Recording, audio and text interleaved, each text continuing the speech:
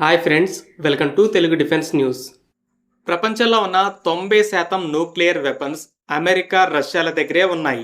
కానీ ఎంత serious crisis ఏర్పడినా ఆ రెండింటి మధ్య న్యూక్లియర్ వార్ ట్రిగర్ అవ్వలేదు.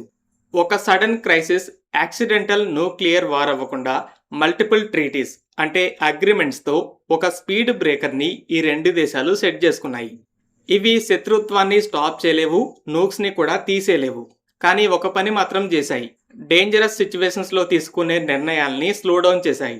అయితే రీసెంట్ ఇయర్స్లో ఈ స్పీడ్ బ్రేకర్ డ్యామేజ్ అవ్వకుంటూ వచ్చింది. 2019లో ఐఎన్ఎఫ్ ట్రీటీ ఎక్స్పైర్ అయ్యాక సగం పోతే, మొన్న ఫిబ్రవరి 5న న్యూ స్టార్ట్ ట్రీటీ కూడా ఎక్స్పైర్ అయ్యాక స్పీడ్ బ్రేకర్ మొత్తం పోయింది. మరి ఈ స్పీడ్ బ్రేకర్ని అసలు ఎందుకు సెట్ చేశారు, అది ఎలా పనిచేసింది, అది లేకపోతే సిచ్యువేషన్ ఎలా ఉంటుంది, ఈ వీడియోలో చూద్దాం.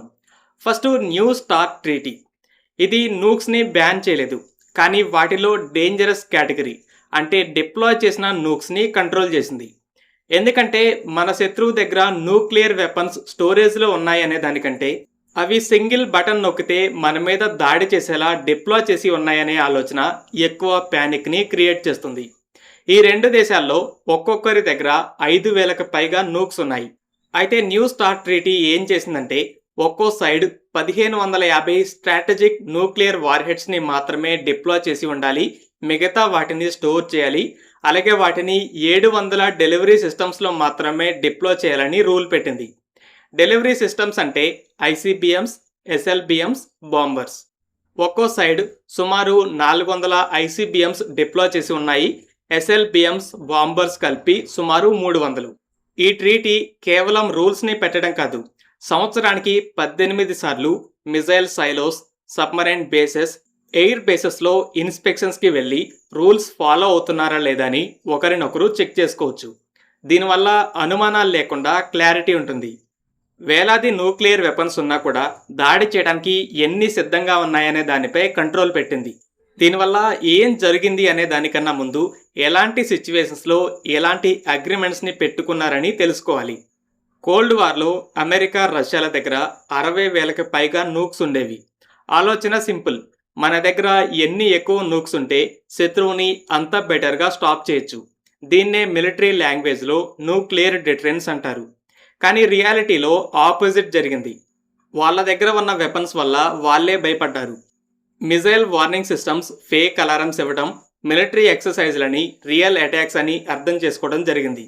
కొన్ని సిచ్యువేషన్స్లో నిర్ణయం తీసుకోవడానికి కొన్ని నిమిషాలే టైం ఉండేది. అలా చాలాసార్లు యాక్సిడెంటల్ న్యూక్లియర్ వార్ ట్రిగర్ అయ్యేదాకా వెళ్ళింది.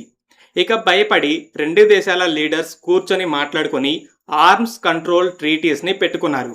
ఐఎన్ఎఫ్ అయితే అలానే ఉంది, కానీ స్టార్ట్ 1 తర్వాత న్యూ స్టార్ట్ అంటూ రెన్యువల్ చేసుకుంటూ వచ్చాయి. ఐఎన్ఎఫ్ ట్రీటీ ఏం చేసిందంటే, యూరప్లో అమెరికా, సోవియట్ యూనియన్లు చాలా క్విక్గా టార్గెట్స్ని రీచ్ అయ్యేలా షార్ట్, మీడియం, ఇంటర్మీడియట్ రేంజ్ మిజైల్స్ని డిప్లాయ్ చేశాయి. ఒక దేశం ఫైర్ చేస్తే ఇంకో దేశం రియాక్ట్ అవడానికి కేవలం కొన్ని నిమిషాలు మాత్రమే టైం ఉండేది. అంటే చిన్న ఫాల్స్ అలారం వచ్చినా కూడా ప్యానిక్లో ఆల్మోస్ట్ న్యూక్లియర్ వార్ ట్రిగర్ అయినట్టే. అయితే ఐఎన్ఎఫ్ ట్రీటీ ఈ మిజైల్స్ని కంప్లీట్గా బ్యాన్ చేసింది. రెండు సైడ్ల కూడా అలాంటి మిజైల్స్ని తీసేశాయి. సెకండ్, ఈ స్టార్ ట్రీటీ ఏం చేసిందంటే, శత్రువు మనం కౌంటర్ స్ట్రైక్ చేయడానికి ఛాన్స్ ఉండకుండా సర్ప్రైజ్ అటాక్ చేయడానికి వేలాది నూక్స్ని డిప్లాయ్ చేశాడు అనుకోకుండా చేసింది. సింపుల్గా చెప్పాలంటే, షార్ట్ రేంజ్ మిజైల్స్ వల్ల రియాక్ట్ అవ్వడానికి ఛాన్స్ ఇవ్వలేని సర్ప్రైజ్ అటాక్, అది కూడా కౌంటర్ స్ట్రైక్కి ఛాన్స్ ఇవ్వని లెవెల్లో మ్యాసివ్ అటాక్ అనే భయం రెండు దేశాలకి ఉండేది. ఆ భయంలో ఫాల్స్ అలారం వస్తే ప్యానిక్లో న్యూక్లియర్ బటన్ నొక్కే ఛాన్సెస్ ఎక్కువగా ఉండేవి. ఈ స్పీడ్ బ్రేకర్స్ ఆ ఫాల్స్ అలారమ్స్ని ఆపలేవు, కానీ తొందరపాటులో బటన్ నొక్కకుండా వెరిఫై చేసుకొని ఆలోచించి నిర్ణయాలను తీసుకునేలా స్లో డౌన్ చేశాయి. అయితే 2019లో ఐఎన్ఎఫ్ ఎక్స్పైర్ అయ్యాక అమెరికా డార్క్ ఈగల్, రష్యా వొరెస్నిక్ లాంటి మోడర్న్ మిజైల్స్ని డెవలప్ చేసి ఇప్పుడు యూరప్లో డిప్లాయ్ చేస్తున్నాయి. న్యూ స్టార్ట్ తర్వాత అలా ఎన్ని న్యూక్లియర్ మిజైల్స్ని డిప్లాయ్ చేయొచ్చు అనే రెస్ట్రిక్షన్ కూడా పోయింది. ఇలా ఐఎన్ఎఫ్, న్యూ స్టార్ట్ ట్రీటీలు కలిసి సింగిల్ పవర్ఫుల్ స్పీడ్ బ్రేకర్గా పనిచేసింది. కానీ 2019లో డ్యామేజ్ అయ్యి ఇప్పుడు టోటల్గా పోయింది. రష్యా ఈ న్యూ స్టార్ట్ ట్రీటీని ఇంకో ఇయర్కి ఎక్స్టెండ్ చేద్దామని అడిగింది.